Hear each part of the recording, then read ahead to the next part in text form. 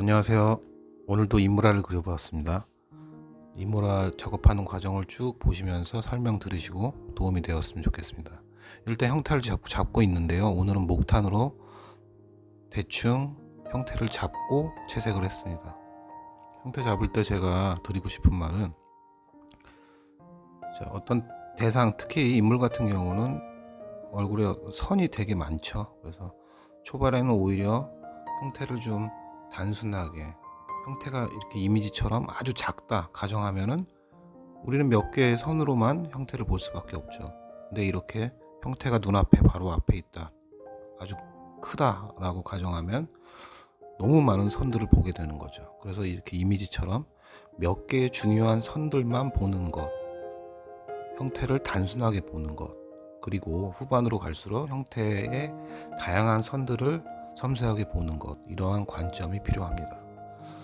자, 형태를 잡을 때 특히 이러한 관점의 차이는 결국엔 같은 이미지라도 누구는 형태를 단순하게 몇 개의 중요한 비율로 보고, 누군가는 너무 많은 선들에 초반부터 압도돼서 어려워한다는 것이죠. 좀 올바른 관점으로 형태를 잡을 때 대상을 관찰하는 것 중요한 것 같습니다. 형태 잡은 다음에 지금 채색을 하고 있는데요. 채색을 할 때는 기본적인 방식과 관점은 골격의 입체성을 반영한 색의 스티커. 색의 스티커라는 말은 이해하실지 모르겠는데, 그 색으로 만들어진 면의 직사각형 정도의 면의 조각들이죠. 이런 색의 스티커를 한 장 한 장 붙여준다는 관점입니다. 그 스티커는 보통 직사각형 정도의 스티커들인데요. 이렇게 이미지처럼 이미지에는 직사각형은 아니지만 이렇게 어찌됐든 어떤 도형의 색 면들을 붙여준다. 하지만 그 얼굴이라는 입체성을 반영해서 한 장 한 장 붙여준다라는 생각으로 채색을 합니다.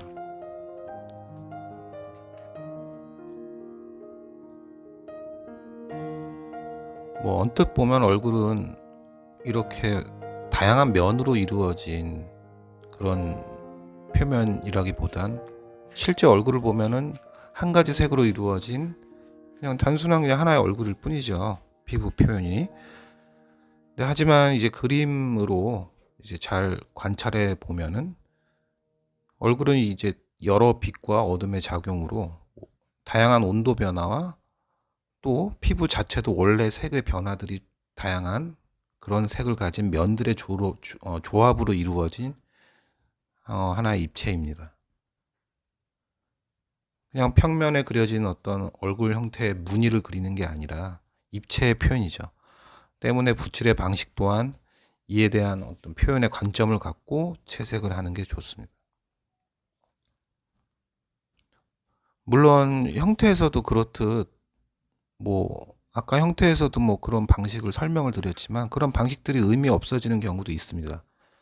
채색에서도 그렇듯 어떤 페인팅하는 사람이 너무 아주 많은 경험으로 숙달이 되어서 자기만의 어떤 성공적인 방식이 만들어졌다면 지금 이러한 설명들은 별 의미는 없습니다. 유튜브 이런 데 작가들 보시다 보면은 되게 특이한 방식으로 페인팅하거나 형태를 잡는 분들을 볼 수 있는데, 이러한 경우는 좀 특별한 경우죠. 많이 되게 숙달되고 오래 그림을 그려서 뭔가 자기만의 방식이 만들어진 경우입니다. 이러한 경우는 초보분들이나 저같이 이렇게 배우는 사람의 입장에서는 그런 것들을 따라했다가 좀 너무 더 어려워질 수도 있고 잘못된 습관을 만들어줄 수도 있으니 주의하셔야 합니다.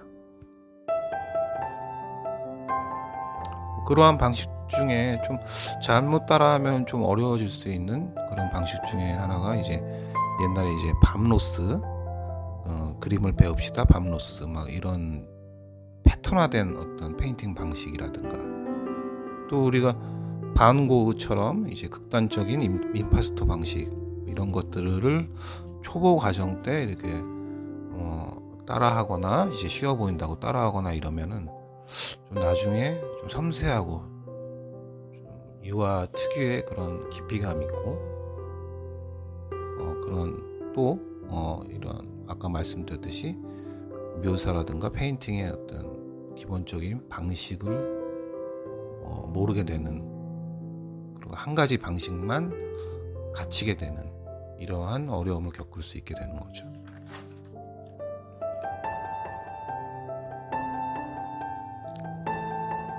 자, 지금도 이제 얼굴 채색을 계속 하고 있는데, 지금 보시는 것처럼 이제 보일 듯 말 듯한 저런 눈가의 주름 같은 경우 너무 막 깊게 드러나면 안 되겠죠. 너무 확실히 보여지면은 이게 주름이 아니라 무슨 뭐 아까 말씀드린 막 무슨 무늬처럼 막 그렇게 보여지겠죠. 그래서 저런 주름이라든가 작은 입체적 변화들도 가만히 좀 관찰해 보면 색 변화도 있고, 또 빛의 반영으로 그림자라든가 하이라이트, 빛이 비추어지는 부분, 그런 부분으로 이루어진 작은 입체성을 가진 구조이기 때문에 그런 시각적 정보를 머릿속에 좀 미리 붓질하기 전에 이러이러한 정보를 확인하고 그리시면은 붓이 좀 더 명확하게, 좀 더 계획성 있게 움직이게 됩니다.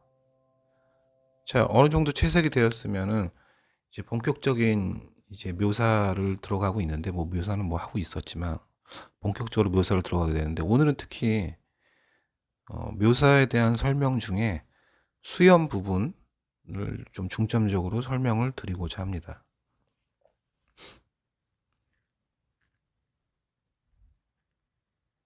지금은 좀 귀를 마무리하고 있는데,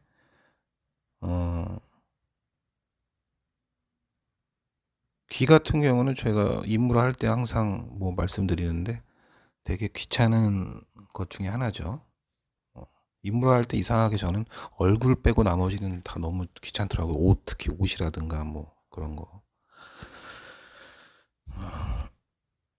자, 수염 들어가기 전에 지금 옷 같은 경우, 그리고 지금 배경 같은 경우 지금 채색을 하고 있는데,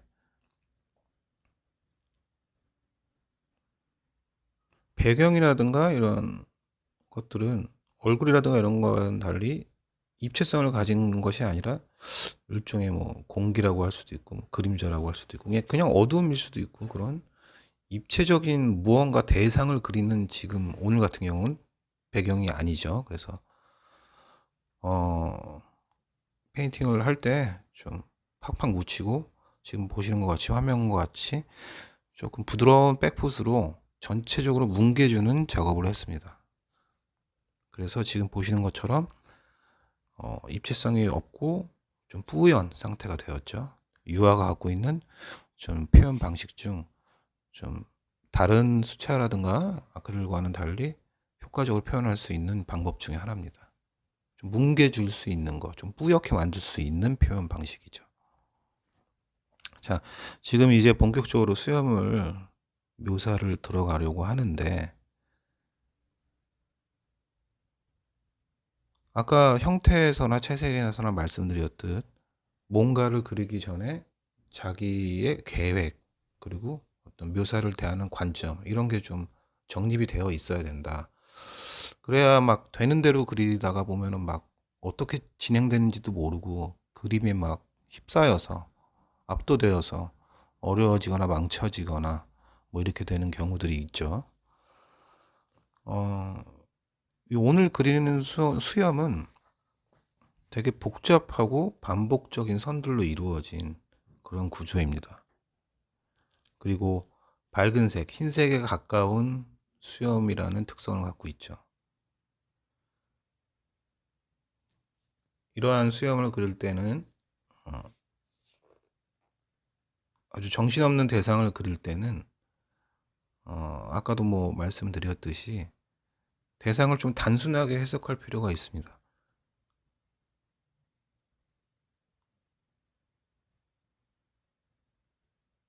어떻게 단순하게 대상을 해석하냐면, 이 수염은 어떠한 흐름을 가진, 구조를 가진 입체다라고 미리 좀 가정을 하고 대상을 좀 관찰하는 거죠.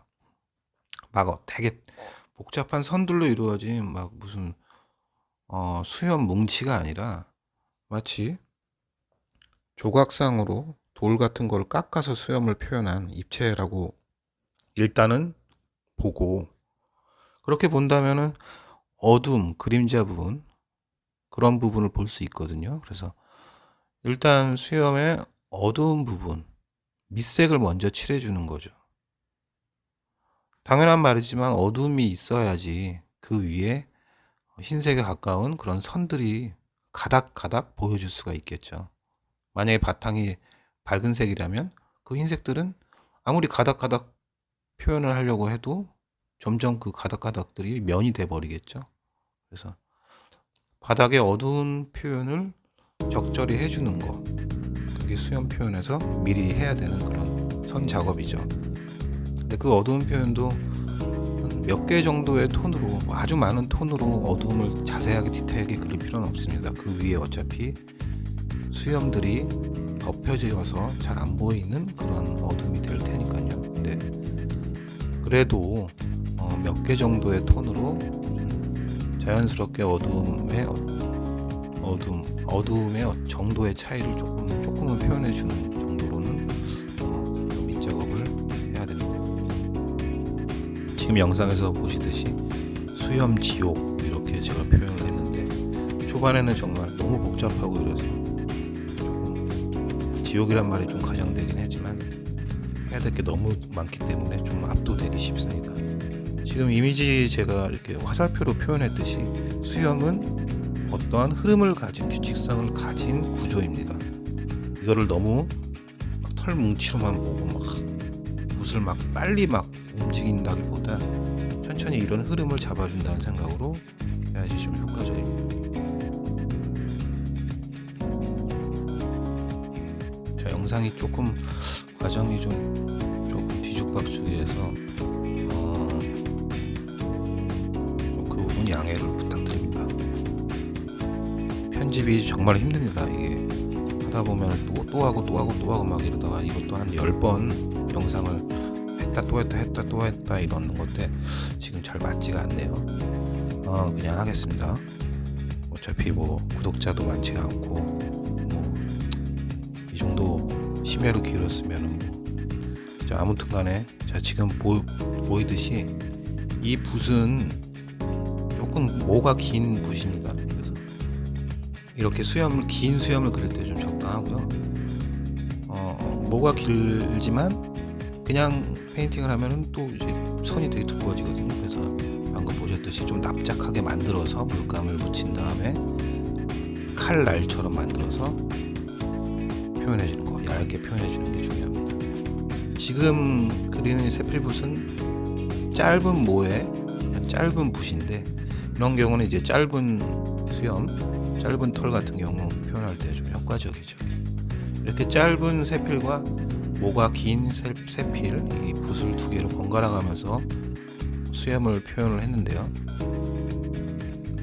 자, 그렇게 붓이 뭐 적당하다고 해도 쓱쓱 그리면은 이제 수염 털 같은 것들이 한 가닥 잘 표현되어지나 그렇진 않습니다. 이제 막 두꺼워지는 경우도 있고 잘 붙지도 않는 경우도 있고, 아무튼 좀 처음부터 막 편하게 막 그 수염이 잘 그려지진 않을 겁니다. 근데 이것도 연습이 필요하긴 한데, 수채화나 아크릴과는 달리 이제 이런 선적인 표현들, 페인팅하는 붓질이 되게 직관성 있고 편하게 쓱쓱 이제 구현되지가 않죠. 유화는 막 잘못 묶기도 하고 막 그어지지도 않기도 하고 막 이런 어려움이 있는데, 이것도 연습해서 좀 극복해야 되는 부분이긴 하지만 뭐 맨날 뭐 그냥 극복해야 된다, 뭐 연습해야 된다, 이거는 조금 공허하죠. 그래서 좀 효율적인 방식을 좀 설명을 드리자면, 일단 붓끝 상태를 아까 말씀드렸듯이 좀 납작하게 만들고, 또 물감을 묻힐 때 좀 수채화 붓 같은 경우는 수채화 물감이 이제 수용성이기 때문에 물과 함께 붓에 되게 잘 이렇게 뭐라고 할까? 잘 흡수되어 있죠. 붓 자체가 물감에 잘 흡수되어 있죠. 근데 유화는 이렇게 잘 흡수된다기보다 숟가락으로 이렇게 퍼서 이렇게 바르듯이 막 이렇게 되는 경우가 있는데, 근데 유화도 붓끝 이제 3분의 1 지점, 요런 지점을 유화를 물감을 적당히 몇 번 이렇게 개듯이 이렇게 하면 조금 흡수가 되거든요. 이제 그런 상태로 만들어서 막 되게 임파스토 기법 하듯이 물감을 퍼서 이렇게 막 하면은 물감이 그냥 묻어버리거든요. 근데 이런 선적인 걸 이렇게 그어야 할 때는 세필붓을 좀 납작하게 만들어서 물감을 소량만 이제 붓끝에 좀 몇 번 개서 잘 좀 흡순 정도는 아니지만 잘 담고 있게 물감에 그렇게 붓 상태를 만들어서 이제 그어주면 되는데, 제가 아까 말씀드린 그 긴 모를 가진 붓은 붓끝이 되게 힘이 없어요. 탄력이 거의 전혀 없는데, 이러한 붓은 그렇게 탄력이 없기 때문에 힘을 받지를 못하기 때문에 오히려 이제 좀 부드럽게 얇게 표현할 수 있죠. 거의 힘을 안 주고, 그러니까 붓질을 할 때 압을 주지 말고 캔버스 표면에 그 살짝 그 뭐 허공을 이렇게 왔다 갔다 한다는 생각으로 힘을 완전히 뺀 다음에 그어 주시면은 조금 연습하다 보면은 수염이 좀 가닥가닥 사실적으로 표현이 되어집니다.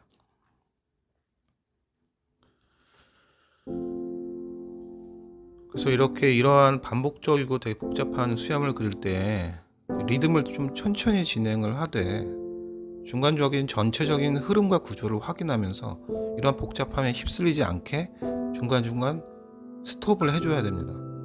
언뜻 막 되게 쉬워졌다고 하다 보면 쉬워졌다고 속도를 막 올리고 대상을 잘 보지 않으면은 이제 바로 낙서 수준의 유치한 어떤 표현의 수염이 돼버리기 일쑤거든요. 그래서 조금 힘들어도 끝까지 정신줄을 잘 잡고 놓치지 않도록 그렇게 해야 되겠죠. 어느덧 이제 수염이 완성이 되어가고 있습니다. 이제 처음에 되게 막막하던 게 차분히 이제 진행을 하니까 결국에는 뭐 만들어지게 되는 거죠. 시간과 공을 들이다면 결국엔 되긴 됩니다. 그래서 정말 이제 뭐 바쁠수록 돌아가라 뭐 이런 말이 있는데, 이런 속담이 있는데 유아에서는 이렇게 더 중요하게 들리는 것 같습니다. 막 돌아가라 막 이런 것보다는 근데 신속하게 움직이되 순간순간 멈추고 그 멈췄을 때 계획하는 것, 그러니까 지금 순간 그리는 것에 움직임에 막 대상에 막 휩쓸리지 않고 패턴화되지 않고 신속하게 움직이되 스톱해서 중간중간 멈추고 그때 다음 과정을 생각하고, 그렇기 때문에 다음 과정을 내가 알고 있다는 것, 이러한 알의 상태에서 뭔가 다음 과정을 진행한다는 거, 이러한 멘탈 관리가 유아에선 되게 중요한 것 같습니다. 뭐 어떤 그림이든 무언가 시작부터 끝까지 유에서 무를 하얀 백지 상태의 화면에서 뭔가 만들어지는 것, 이런 그림을 그린다는 것 자체가 과정에 대한 어떤 프로세스에 대한 그리고 그런 확신까지는 아니더라도 그래서 다음 과정을 알고 이렇게 진행하는 거, 이런 멘탈 관리가 되게 중요한 것 같습니다. 멘탈이 무너질 때는 과정을 이제 내가 알지 못하고 그냥 대상만 보고 막 묘사에 휩쓸리고 그냥 패턴화된 붓질로 뭔가를 그리는 거. 그러면 뭐 그래도 시간과 공을 들이면 완성은 되죠. 근데 좀 뭔가 나아지지 않고 계속 맴도는 느낌, 이런 느낌을 받더라고요. 저 같은 경우는. 그래서 매번 뭔가 도전하듯이 계속 좀 더 집중하고 다음 과정을 좀 더 시각 정보 같은 경우를 확인하고 과정을 알고 하려고 하는 것, 이런 게 되게 중요한 것 같습니다. 물론 뭐 하다가 너무 힘들고 귀찮을 때는 그냥 무화증행에 빠져서 붓질을 하는 경우도 있죠. 뭐 그런 때 더 잘 되는 경우도 있기도 하고요.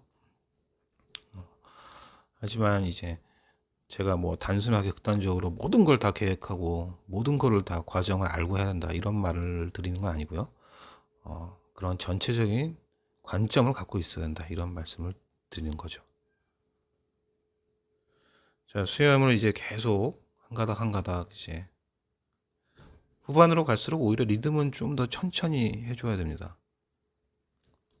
왜냐면 지금 후반으로 갈수록 뭔가 좀 되고 있다라는 그런 어느 정도 성공적이라는 이런 생각을 좀 갖게 돼버리면은 바로 이제 막 붓질이 막 빨라지고 안 보고 그리게 되고 막 이렇게 되거든요. 그래서 끝으로 갈수록 이러한 사실적 표현을 기반으로 한 이런 구상 작업에서는 이제 끝으로 갈수록 묘사에서 끝으로 갈수록 오히려 좀 리듬을 좀 천천히 해주면서 계속 전체를 관찰하면서 정신줄 안 놓고 이제 하는 게 중요하죠.